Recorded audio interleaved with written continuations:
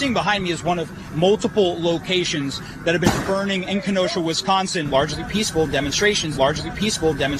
Second day of peaceful protests, which is what the Black Lives Matter is really about. There's very little rioting.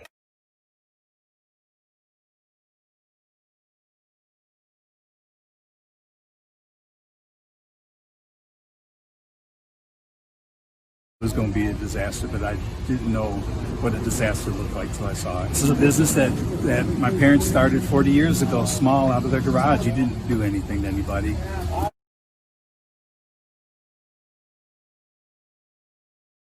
Property crime is committed, violence is committed, you need to call 911 and the police.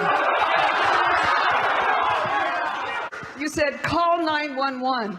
Do you understand that the police have told us to vote you all out so that they can do their jobs? And you're telling us to call 911? You're smiling. You think it's funny? You think it's funny the way we're living? Now have fewer people in our jails than any time since World War II. And we are safer for it.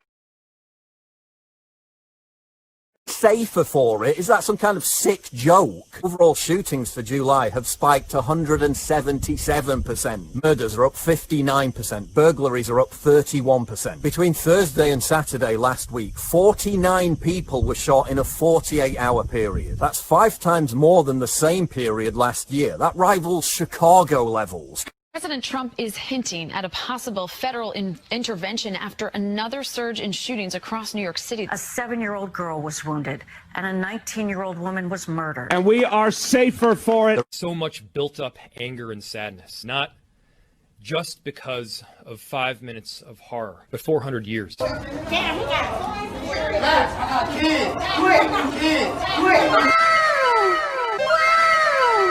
400 years.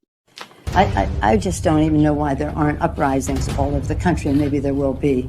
People need to start taking to the streets. You know, there needs to be unrest in the streets. Show me where it says that protests are supposed to be polite and peaceful. Punch some people in the face. And if you see anybody in a restaurant, in a department store, at a gasoline station, you get out and you create a crowd.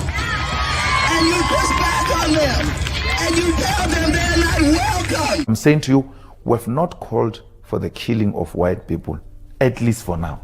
They're not going to stop before Election Day in November, and they're not going to stop after Election Day. And that should be, everyone should take note of that on both levels, that this isn't, they're not going to let up, and they should not. If you think we're rallying now, you ain't seen nothing yet.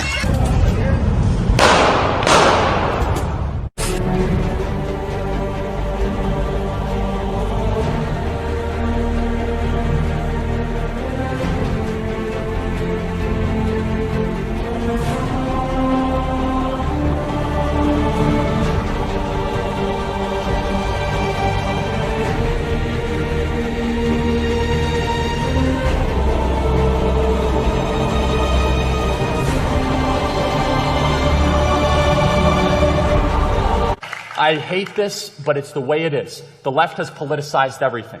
In fact, everything, right? So, politicians, where are you now? Quiet now, huh? Nothing to say now, huh? This is the impact of your stupidity over the past 26 years. You did this.